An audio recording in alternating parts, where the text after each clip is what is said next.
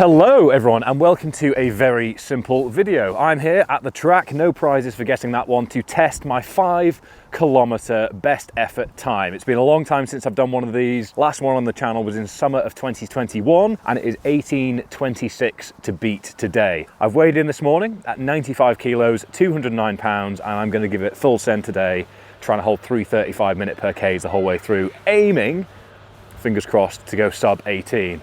My brother, who's holding the camera behind you, is going to test his best effort mile as well. He's been doing a lot of training with me as part of the 500-pound deadlift and sub 5-minute mile, all within the same 5-minute time cap.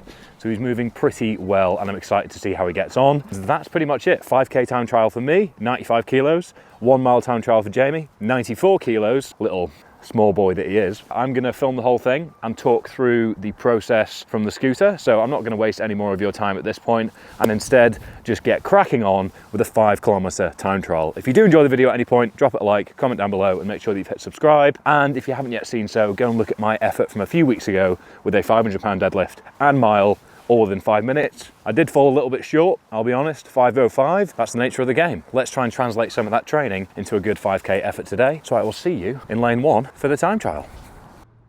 3, 2, 1.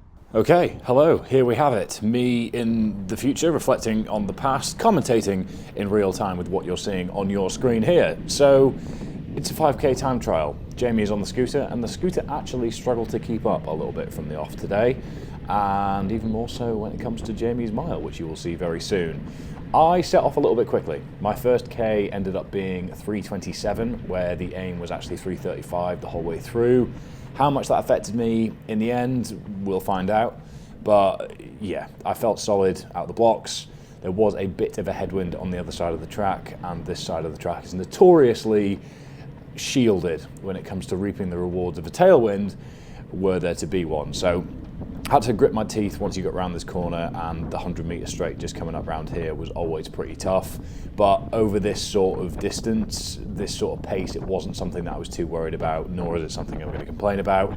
And if you've been watching the channel for a while, you'll probably hear me complain about a headwind in pretty much every video I've ever published, but such is the case when you live in Scotland. So this is me running at 3:27 minute per K pace here for this first lap and beyond. We're going to speed it up in a second, but coming in my first 400 meters at 1:19, which is definitely too quick. I actually hadn't realized how quick that was. Jamie is just behind the camera, and yeah, I think that's definitely too fast. So speeding things up here for your viewing pleasure, because it'd be a very boring video otherwise. All in all, I was feeling pretty solid up until about 12 minutes deep.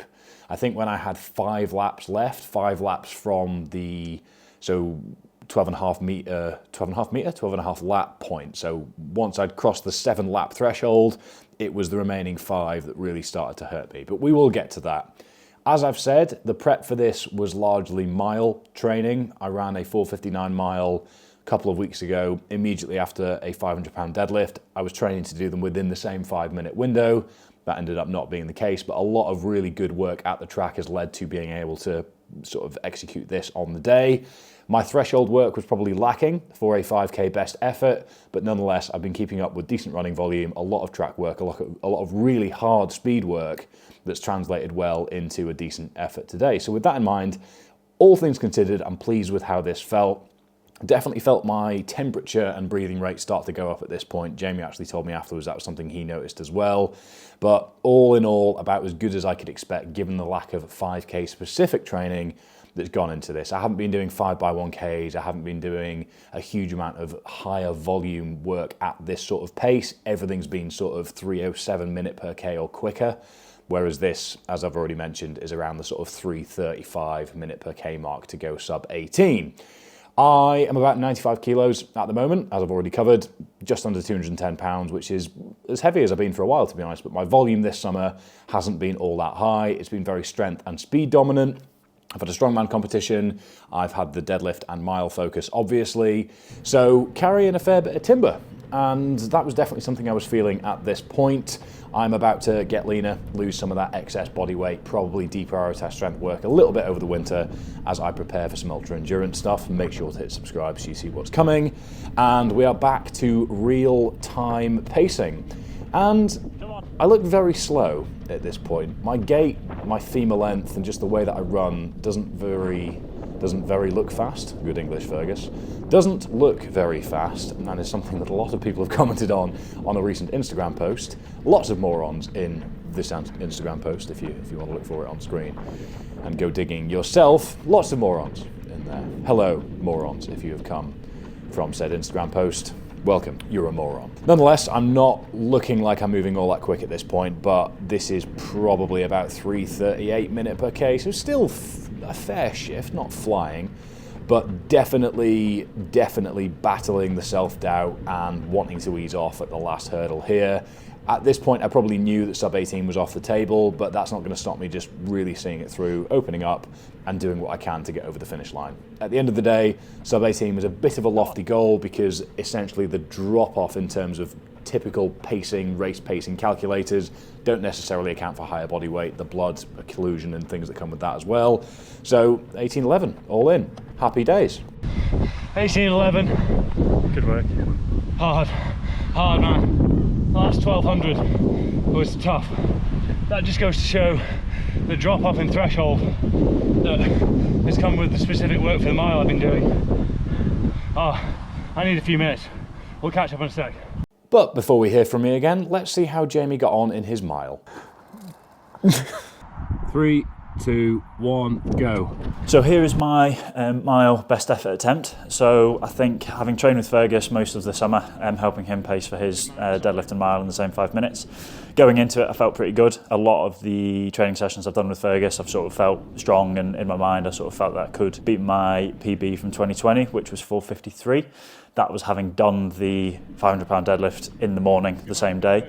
So I didn't have to do the deadlift on this attempt, it was just a mile, but I managed to beat my PB, so I got 4:51, which I'm very pleased about. I think with hindsight I probably could have maybe paced it slightly more consistently, but I just think on the day my legs just felt a bit heavier than I was hoping for, but I'm still very pleased nonetheless. Time? I think I saw the watch a few seconds after, but 4:51 I think. I'll go on my Strava as well.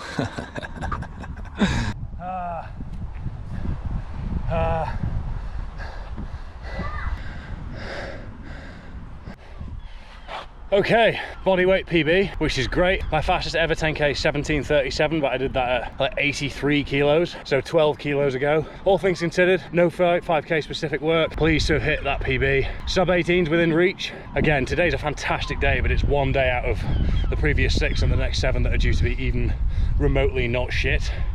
So this time of year in the UK and track training just isn't conducive. So based on last week's video and this week, this probably draws a line under my sort of speedier running work.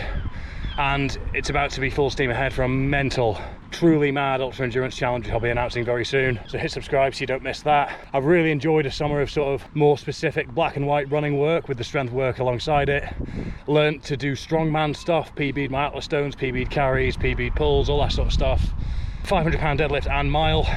I managed to hit a sub 5 minute mile and a 500-pound deadlift immediately after one another. It wasn't within the 5 minute time cap that I said it would be, but arbitrary goals, who really cares? I don't. Today, wanted sub 18, hit 18:11. I'm more than happy with that. That is great news and a really good base to build from. At the end of the day, if you're new to the channel, you've been around here for a while, this channel is about curiosity. Curiosity and self-exploration. I enjoy, you know what, I fucking love sport in all forms.